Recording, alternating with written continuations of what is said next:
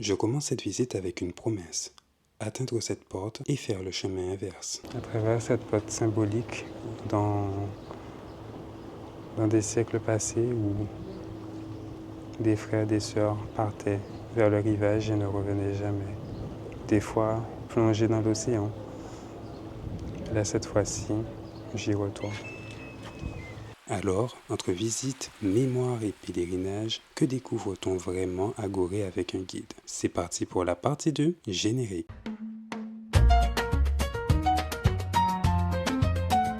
Bisous parfumés.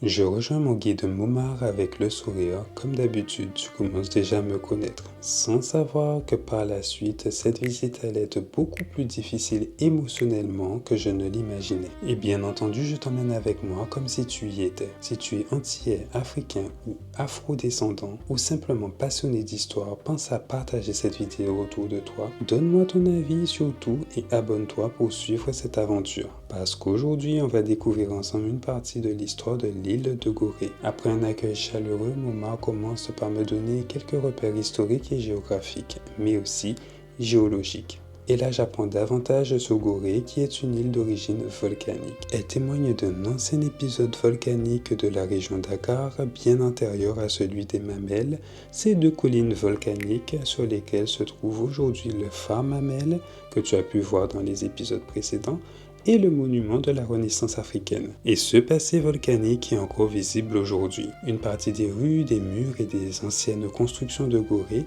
utilisent notamment le basalte, cette roche volcanique sombre que l'on retrouve un peu partout sur l'île. Et selon les explications de mon guide, cette pierre avait aussi l'avantage d'apporter une certaine immersie thermique au bâtiment face à la chaleur. Je suis déjà fasciné par tout ce que j'apprends alors que la visite ne fait que commencer. Momar me parle également des populations présentes dans la région avant l'arrivée des Européens. On les appelle les Lébous, peuple historiquement installé sur l'île, mais également qu'on peut retrouver à Saint-Louis, au village des pêcheurs. Tu as pu les rencontrer lors de ma précédente vidéo. En marchant dans les rues de Gorée, nous tombons sur l'actuel presbytère, une ancienne maison de commerce du XVIIIe siècle. Dans ces parties basses, certains espaces ont été décrits comme des anciennes captiveries. Je t'ai mis plus d'informations en description. Un peu plus loin, Momar attire mon attention sur une maison à la forme étonnante, presque comme un bateau. Et c'est là qu'on commence à parler des Signares. Mais qui sont les Signares? Les Signares étaient des femmes souvent métissées qui occupaient une place importante dans les sociétés de Gorée et également à Saint-Louis à l'époque coloniale. Certaines sont devenues de puissantes commerçantes possédant un statut social particulièrement important. Elles entretenaient parfois des unions et des relations avec des Européens installés temporairement au Sénégal, ce qui pouvait leur permettre de développer leur réseau de commerce et leur influence. Et pour aller plus loin, elles participaient au commerce de différentes marchandises comme la gomme arabique, le tissu et encore l'ivoire, ont également participé au système esclavagiste et au commerce de captifs africains. C'est une partie complexe de l'histoire de Gorée qu'il est important de ne pas supprimer. D'ailleurs, je t'ai préparé un petit lexique que tu vas trouver en description avec toutes les informations pour mieux comprendre certains termes pendant la visite. Et si tu souhaites soutenir ma chaîne et m'aider à continuer à produire ce type de reportage, tu peux retrouver toutes les possibilités directement en description. Momar me fait ensuite découvrir la maison de Victoria Albis, l'une des célèbres signares de Gorée au XVIIIe siècle. Femme influente et commerçante, elle appartenait à cette élite métisse qui occupait une place importante dans la société goréenne à l'époque. C'est notamment ici que l'on peut acheter son billet pour accéder à certains espaces de visite. À l'intérieur, on retrouve également un petit musée permettant d'en apprendre davantage sur l'histoire de Gorée, son patrimoine et les différentes périodes qui ont marqué l'île.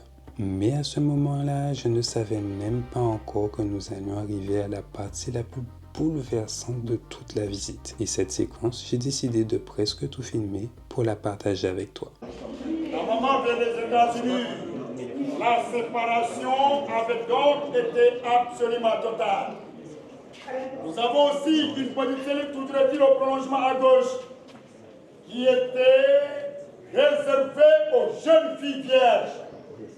Mais les marchands d'esclaves n'avaient donc fait là que s'inspirer la tradition africaine qui reconnaissait la virginité d'une femme à partir de ses seins pointus. D'ailleurs, c'était la marchandise la plus chère à l'époque. Elle c'était 4 fois plus chère que leur propre maman. Mais les marchands d'esclaves, en venant, ils n'emmenaient pas le pas. Une fois arrivés ici à Gorée, ils étaient obligés de vivre en concubinage avec ces jeunes filles vierges qui étaient dans cette petite cellule. Et qu'ici à l'origine étaient tout à fait des noirs. Elles se sont métissées du fait de leur relation avec les Européens. C'est ce qui a donné naissance d'ailleurs à ce métissage, c'est-à-dire à cette société intermédiaire qu'on appelait à l'époque des signats ou seigneurs, madame en français, qui faisaient partie de la haute société de l'époque. Parce que la plupart du temps, les maisons ont été bâties pour ces grandes dames. La maison où nous sommes aujourd'hui appartenait à un signal qu'on appelait Anne Pépin. Anne Pépin vivait en concubinage avec le chevalier Boufflers. Mais en dessous des escaliers, nous avons aussi une petite cellule qui était réservée aux récalcitrants, c'est-à-dire ceux qui refusaient d'obéir. La punition avait donc consisté en un enfermement dans une petite cellule comme celle-là. Et les gardiens qui étaient là à l'époque n'avaient donc pas tenu compte du nombre d'esclaves qu'on pouvait mettre à l'intérieur de cette petite cellule. La seule préoccupation, c'était de pouvoir refermer la porte après les esclaves. Puisqu'à l'époque, les marchands d'esclaves ne considéraient pas ces captifs comme des êtres humains. C'était en quelque sorte une simple marchandise. Nous avons aussi cette cellule, toujours est-il en dessous des escaliers, là où je me situe. C'était une cellule de récalcitrants. Mais la seule différence, nous avons 2 fenêtres qui sont situées de part et d'autre. Ces 2 fenêtres datent de 1848. Et 1848, c'était l'année de référence de l'abolition de l'esclavage dans les colonies françaises. La date exacte avait été le 27 avril 1848.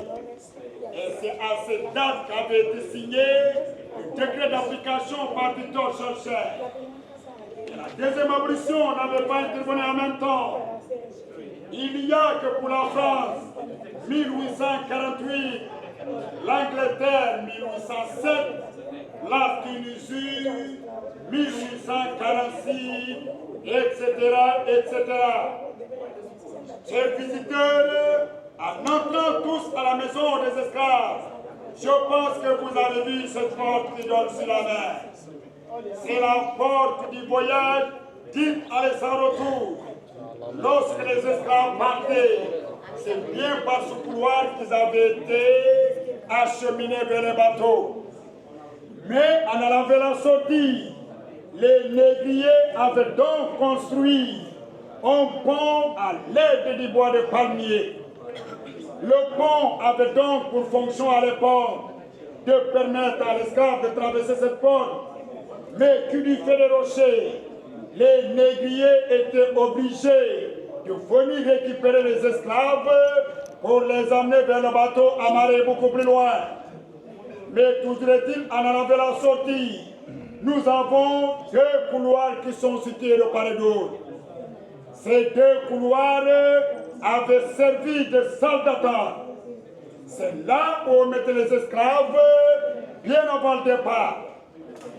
Tandis que dans le tout dernier couloir avaient été les gardiens.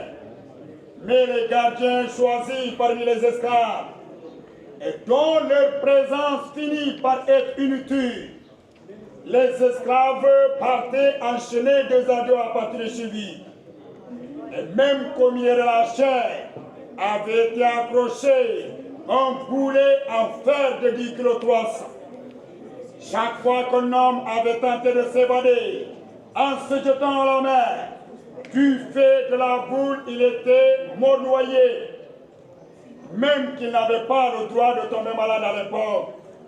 En effet, à l'absence de tout médecin, parce qu'aussi craignait les épidémies, les malades étaient jetés à la mer. La conséquence, toute cette zone avait donc été envahie par les requins. La vérité est que dans cette petite île de Corée, du fait de ses dimensions, 900 mètres de long sur 300 mètres de large, au plus fort de la traite négrière, des maisons comme celle-ci, il y en avait plus d'une vingtaine. Certaines maisons sont devenues des maisons privées et d'autres ont forcément disparu. Mais celle-ci, pour avoir été rachetée par ses derniers propriétaires, par l'État du Sénégal, est devenue par la force des choses le symbole de la déportation des Noirs. La traite des Noirs a duré 3 siècles, voire même 4 siècles. C'est-à-dire de 1536 à 1848, année de l'abolition de l'esclavage. Mais avec au bout 15 à 20 millions d'esclaves qui provenaient de toute la côte ouest atlantique, qui avaient donc été amenés en Amérique, Amérique du Nord, Amérique du Sud, Amérique centrale, États-Unis, Cuba et toute la Caraïbe. 6 millions mourir de privation ou de mauvais traitements. C'était les meilleurs qui partaient à l'époque. La sélection avait donc exclu malades et vieillards. Mais bien avant cette traite organisée par les Européens à destination des Amériques, une autre avait précédé beaucoup plus ancienne. Mais c'était du côté de l'Afrique de l'Est, entre les 11 et 15e siècles. Il s'y était alors choisi comme grand port d'esclaves l'île de Zanzibar. Les esclaves avaient donc été amenés à l'île Maurice, l'île de la Réunion, Madagascar, Égypte, Asie, Arabie et même jusqu'en Inde. Nous avons aussi la transsaharienne qui est beaucoup plus ancienne, qui a duré du 7e siècle au 19e siècle. Mais 7e siècle, pourquoi? Parce que le 7e siècle avait très bien pu correspondre au Moyen-Âge en Europe. Or, le Moyen-Âge en Afrique avait correspondu au 16e siècle. Et le 16e siècle, c'était le début de la traite négrière. Les moyens de défense à l'époque en Afrique, c'était l'arc, la machette et la flèche.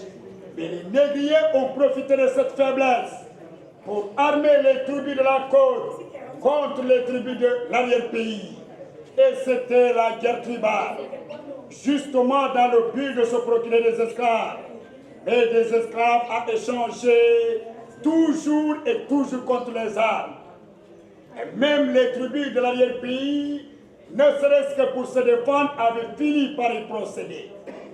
La maison des esclaves où nous sommes aujourd'hui cristallise toutes les mémoires de traite négrière. Pour terminer encore une fois, mesdames et messieurs, il y a qu'aujourd'hui la maison des esclaves est assurément un nouvel espace d'expression de la démocratie et des droits humains.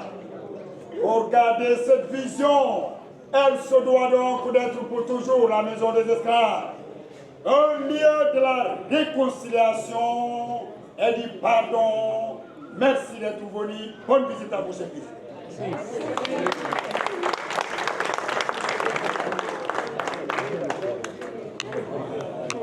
Je préfère donc te laisser écouter Momar et découvrir cette histoire avec moi comme si tu étais présent sur place. Ils sont alignés ici et les deux, ils sont là-bas en face. Les mêmes dimensions. Et les cellules mesurent 2,60 m sur 2 mètres. Et il y avait combien d'esclaves dans cette cellule? Bonne question. D'après la version officielle qu'on a obtenue, ils ont mentionné qu'une cellule comme ça pouvait contenir 15 à 20 captifs. Mais il y en a qui pensent aujourd'hui qu'ils en mettaient plus que ça. Ah ouais. 15 à 20 hommes. Alors, les hommes arrivés ici, avant qu'on les mette là, en cellule, on les pesait comme la marchandise. Et le poids qui était autorisé était 60 kg.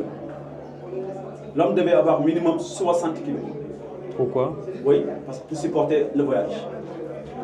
Après pesage, un homme qui ne parvenait pas à avoir ça, il est considéré comme inapte. On les mettait à l'écart, isolés, et plus tard, on va les gaver. On va les engraisser comme du bétail. Comme du bétail. Qu'au moins, ils puissent atteindre 60 à 80. Les plus costauds maintenant arrivés ici, on les mettait comment? Enchaînés au cou, au poignet, aux chevilles. Et surtout entre les deux jambes, ils mettaient souvent une boule qui pèse une dizaine de kilos. On verra plus tard. Adossés au mur, assis entièrement au sol, les uns après les autres. Juste pour garder au milieu encore plus d'espace. Et malheureusement, imaginez-vous, les hommes qu'on gardait ici à l'époque, il n'y avait pas de toilette. Donc, Parce que leur seul besoin, ils le faisaient que dehors sur le quai, une seule fois par jour.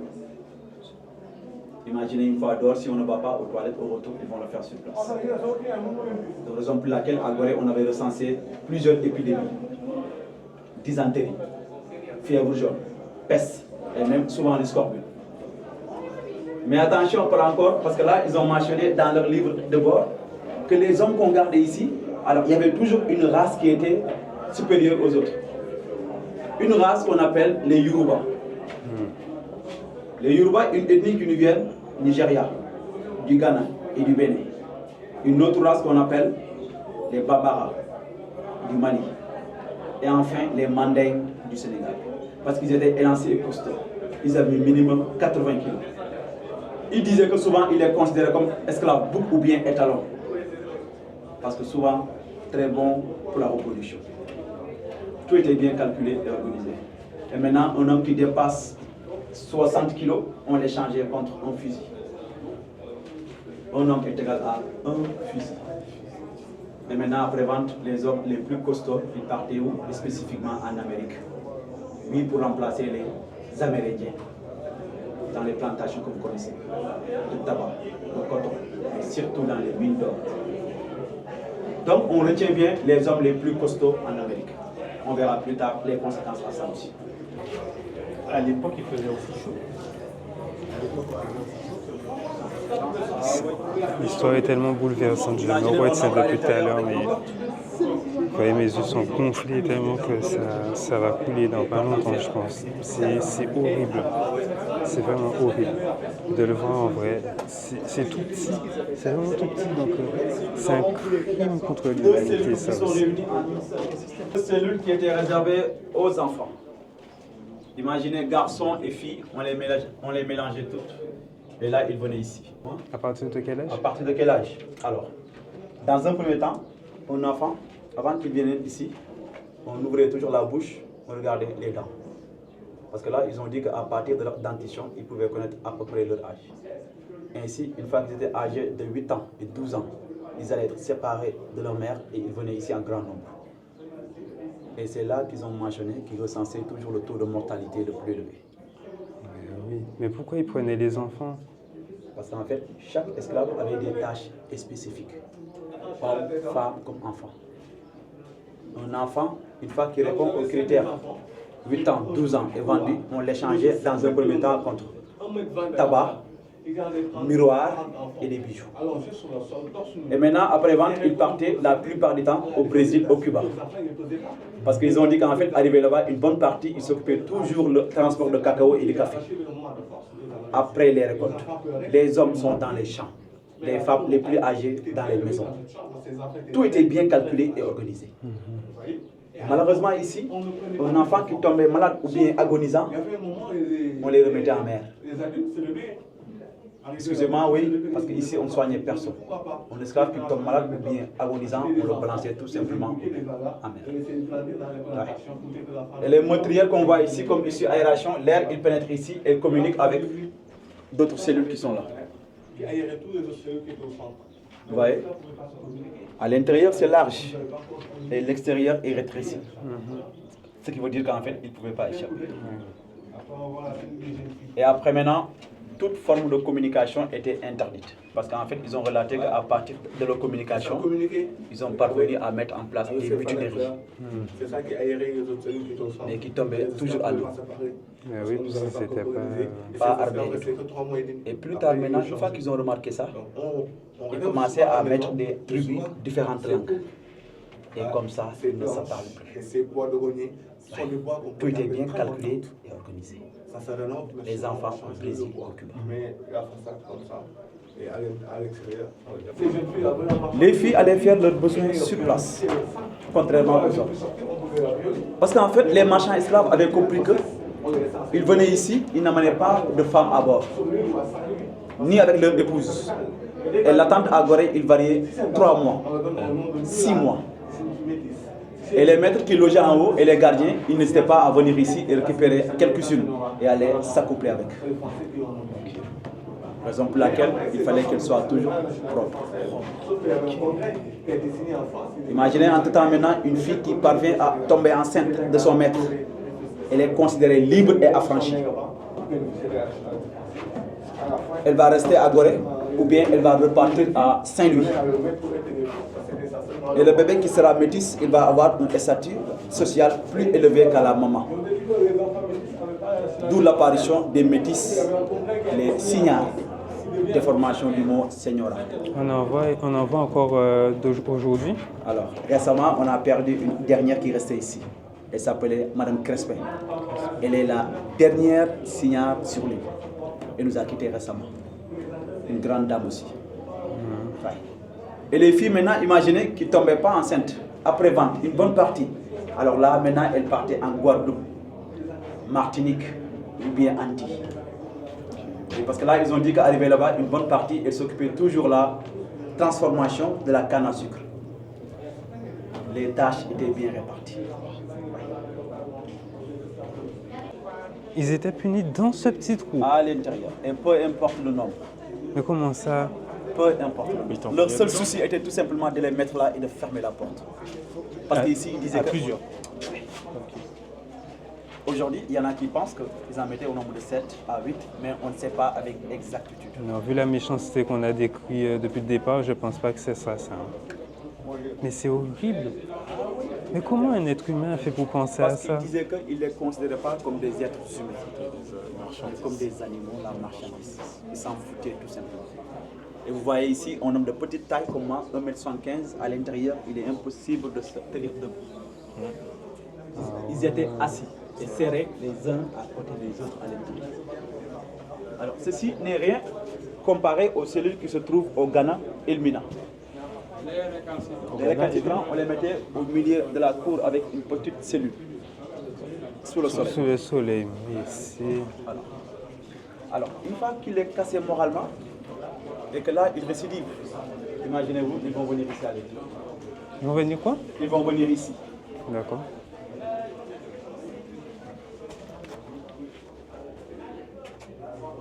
Ils vont venir ici parce qu'une fois là, torche nu, on a vu les photos, les hommes, on les mettait comme ça, attachés. Un des gardiens également, il parvenait à se mettre là ou là-bas, il donnait toujours les coups de fouet. On fouettait à maintes reprises. Quelqu'un part, un autre arrive.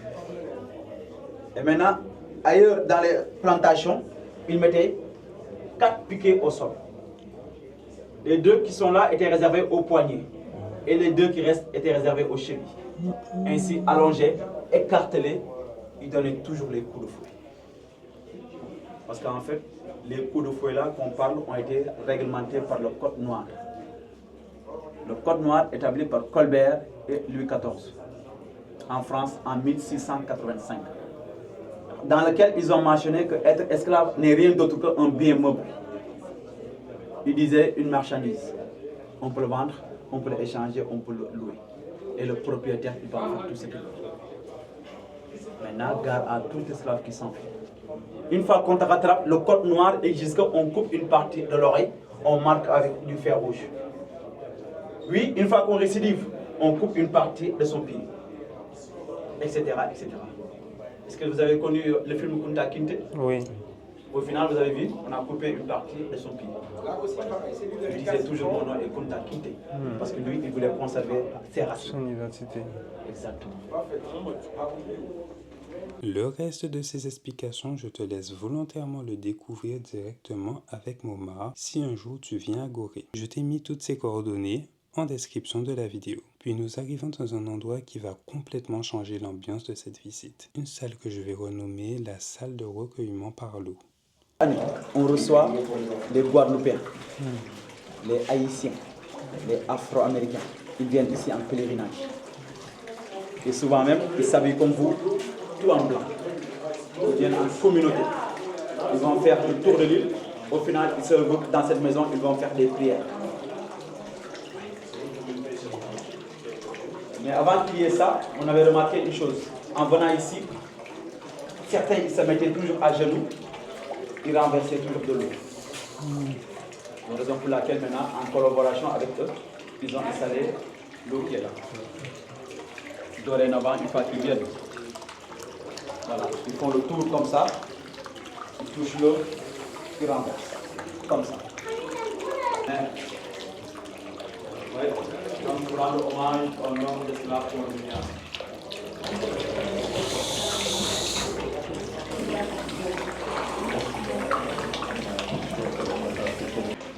Alors une fois que le bateau arrivait, il devait passer par là.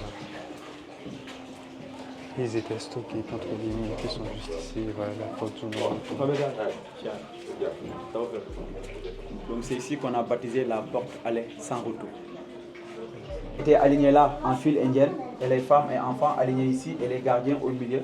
Et imaginez-vous, ils se regardaient pour une dernière fois, sans pouvoir. Parce qu'une fois qu'ils partaient d'ici, malheureusement, ils ne revenaient plus jamais en Afrique. Ils perdaient tout, en commençant par leur nom, leur religion, leur culture et leur famille. Arrivés maintenant à ce stade-là, ici, à ce niveau, de gauche à droite, on les mettait en salle d'attente. Et là, je commence à comprendre le poids de tout ce que Momar vient de me raconter.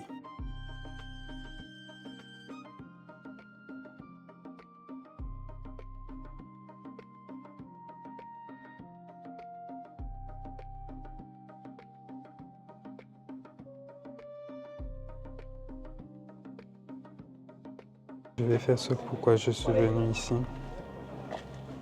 Retourner dans le sens inverse. Symboliquement, je suis devant la porte du non-retour.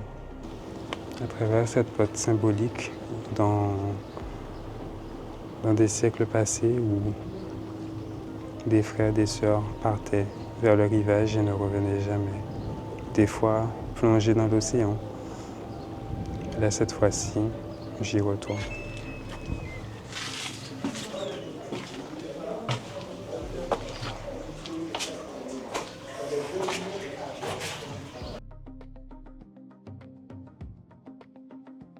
En me posant ici, je me rends compte à quel point c'est encore plus dur et confrontant.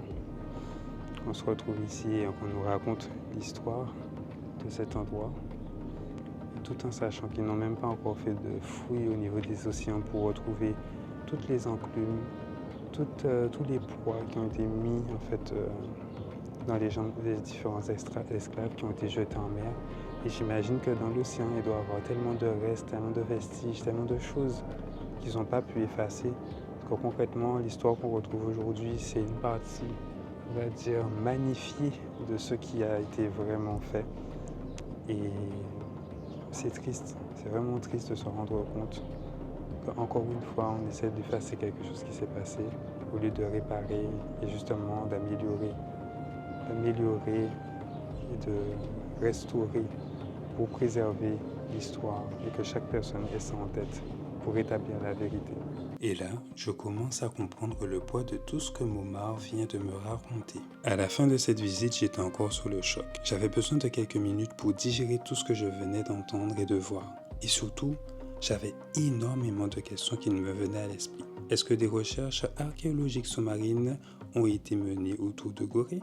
A-t-on retrouvé des objets, des vestiges ou des restes humains dans l'océan? Que sont devenues certaines portes et certains éléments du bâtiment au fil des siècles? Et surtout, savons-nous réellement aujourd'hui tout ce qui s'est passé ici.